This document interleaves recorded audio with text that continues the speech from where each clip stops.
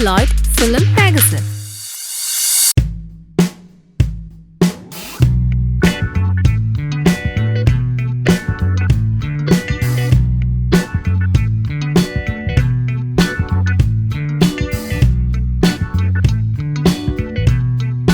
എന്താണ് തങ്കമണി? കാരണം നമ്മുടെ സിനിമ അനൗൺസ് ചെയ്ത്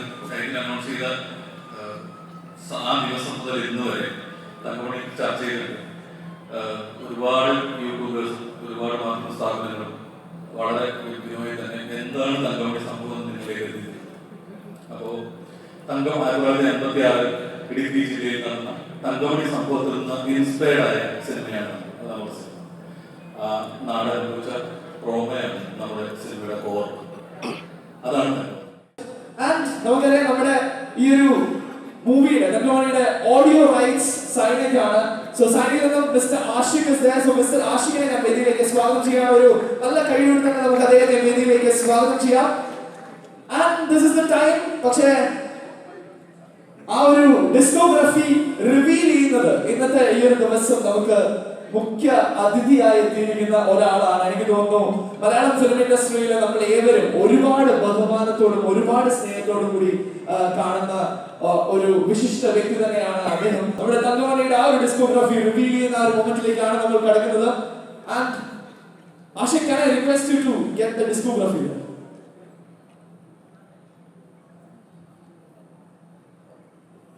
There we go. And revealing the Joshi sir and concern. Let's do it. With all your permission, ladies and gentlemen, ഒരു നല്ല കൈയടി കൊടുത്തുകൊണ്ട് here, this is the moment we are revealing the discography of Thankamani.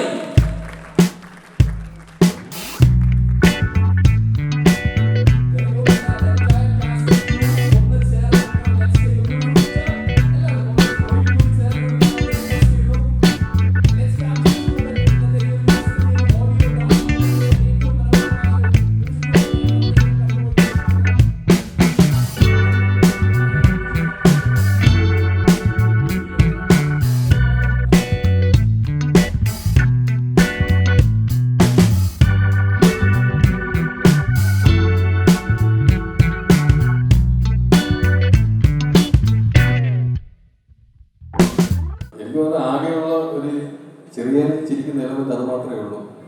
ബാക്കി ഒന്നുമില്ല. തങ്കമണി എന്ന് പറയുന്നത് കണ്ണീരാണ് ആ cinema.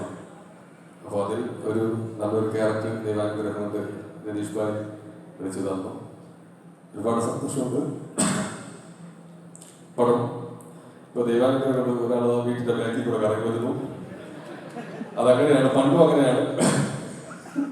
അപ്പോൾ എന്തായാലും ഒരുപാട് സന്തോഷം. തങ്കമണി എൻ്റെ സിനിമ ജീവിതത്തിലെ ചുരുങ്ങിയ ഈ സിനിമാ ജീവിതത്തിലെ അനുഭവത്തിൻ്റെ ഒരു നല്ല എക്സ്പീരിയൻസ് ആയിരുന്നു. നല്ല സന്തോഷം വരുന്ന. എന്നാൽ ആ സമയത്ത് തങ്കമണിയിൽ സംഭവിച്ച ആ ആളുകളുടെ ഉള്ളിലെ യഥാർത്ഥത്തിലുള്ള വേദനയും വിഷമവും ഒക്കെ എന്താണെന്ന് ഒരു ഏകദേശം ഒന്ന് മനസ്സിൽ ഇങ്ങനെ കടന്നുകൂടി. നല്ല ക്യാരക്ടറൊക്കെയാണ്. പക്ഷെ ഞാൻ ഏത് മോഡൽ ബെൻസ് കാറിനാണ് ഇറങ്ങുന്നത്? കൂളിംഗ് ഗ്ലാസ് ബ്രാൻഡ് ചെയ്താണ്? സൂട്ട് ഇറ്റാലിയൻ ആണോ ഫ്രഞ്ച് ആണോ?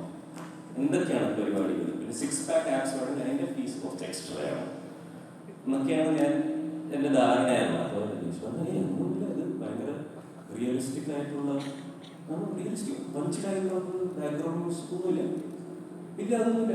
അതിനൊക്കെ ഞാൻ അഭിനയിക്കുകയാണെന്ന് ആൾക്കാർക്ക് ഇങ്ങനെ ബോധ്യപ്പെടും. അതൊക്കെ അങ്ങനെയാണ്, അങ്ങനെ റിയലിസ്റ്റ്. അപ്പോഴാണ് എൻ്റെ കണ്ണു നിറഞ്ഞത്. എന്നെ ഇങ്ങനത്തെ ഒരു കഥാപാത്രത്തിൽ കാണാൻ പറ്റിയ ഈ വലിയ വളരെയധികം നന്ദിയുണ്ട്